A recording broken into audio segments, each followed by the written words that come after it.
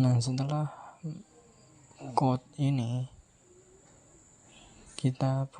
saya buat objek HT dari kelas hashTable, lalu mendaftarkan dua penumpang, uji duplikat 1, coba duplikat ini, dan untuk mencari 2 ID. Terus saya akan melanjutkan apa yang terjadi dalam kelasnya. Oke, jadi sebelum kelas hashTable ini, di atas saya sudah buat struct penumpang untuk menyimpan ID dan namanya. Lalu di sini saya mendeklarasikan size dengan static const untuk menjamin nilainya nggak akan berubah. Di sini saya bikin array berisi 10 slot.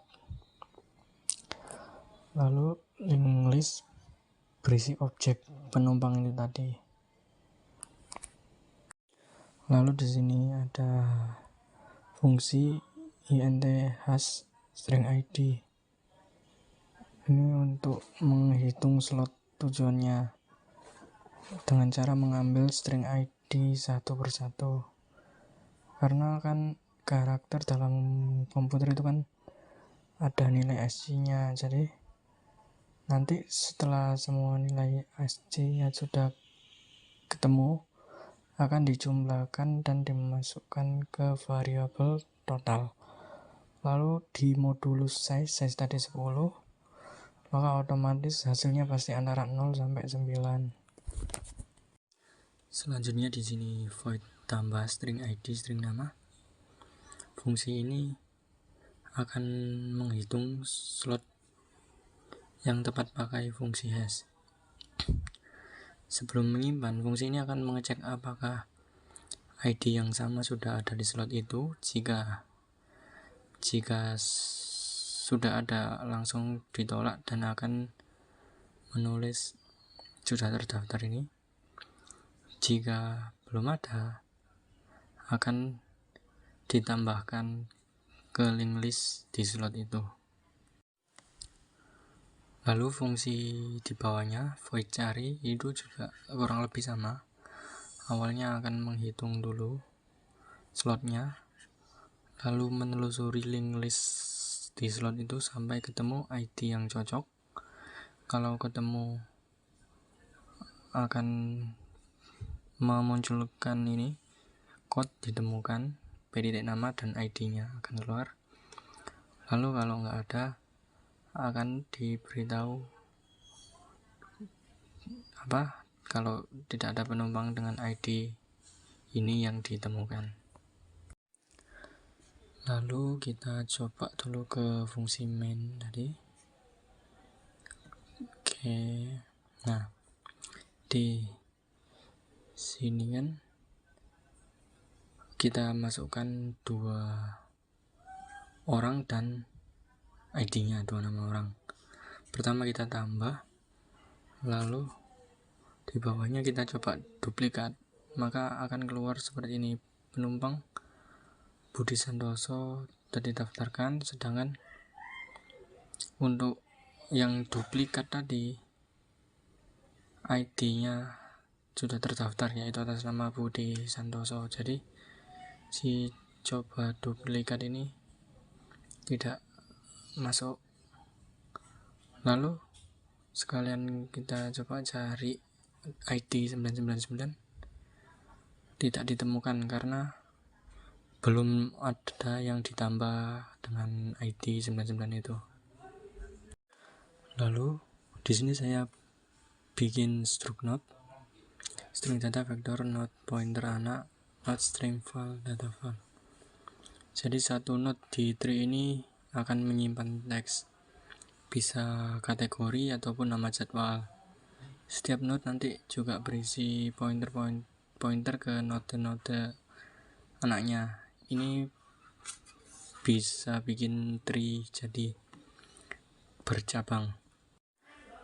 Lalu di sini ada kelas tree jadwal yang punya node pointer root, tree jadwal, root new node, jadwal kampus.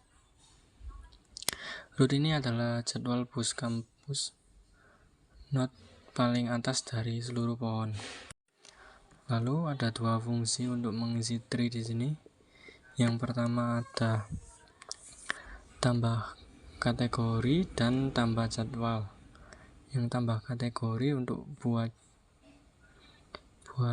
pagi, siang, sore. Lalu tambah jadwal ini buat jadwal spesifik dalam kategori tadi, pagi, siang, ataupun sore. Lalu selanjutnya ada fungsi tampilkan ini.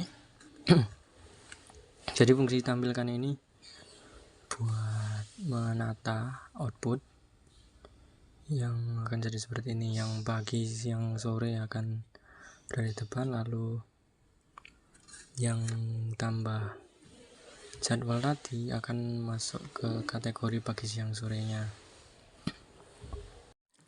Lalu selanjutnya di sini kita coba lihat outputnya. Di sini saya tambah kategori pagi jam 6 sampai jam 11, lalu siang 11 sampai 15, dan sore 15 sampai 19. Lalu tambah jadwal pagi 07, 09.30, siang 12.15 rute utama, dan sore 16.30. Lalu tampilkan, ini memanggil fungsi tampilkan tadi untuk mengatur outputnya. Lalu di sini saya akan menjelaskan graf dengan algoritma Dijkstra dan agak cepat karena dikejar waktu. Yang pertama ada struktur rute, INT tujuan waktu dan INT tujuan dan waktu. Lalu di sini ada graf halte yang berfungsi untuk setiap halte punya daftar halte tetangganya beserta waktu tempuh ke sana. Lalu di sini ada void tambah rute untuk mendaftarkan koneksi dua arah antara dua halte. Jadi bus bisa jalan dari A ke B maupun B ke A. Lalu di sini ada fungsi cari indeks string nama. Ini adalah bagian searching yang akan menelusuri namanya satu persatu. Kalau ketemu akan mengembalikan indeks, kalau tidak akan mengembalikan min 1. Lalu di sini ada fungsi jalur tercepat. Ini menggunakan algoritma Dijkstra untuk mencari rute dengan waktu paling minimum antar halte.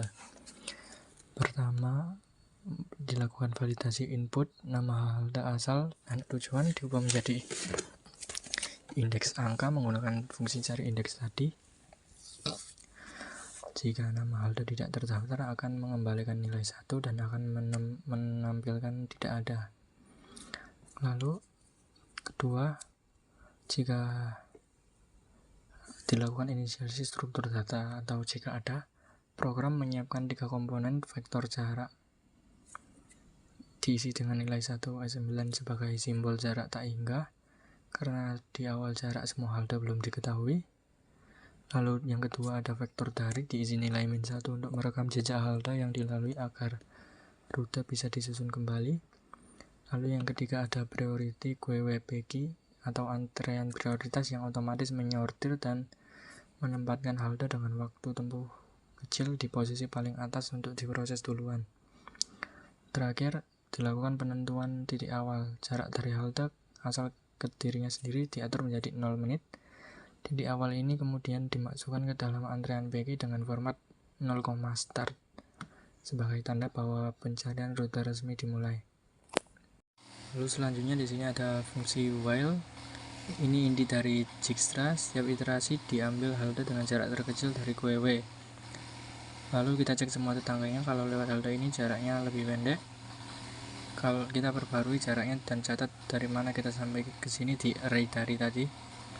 Lalu proses ini berulang sampai semua halte diproses.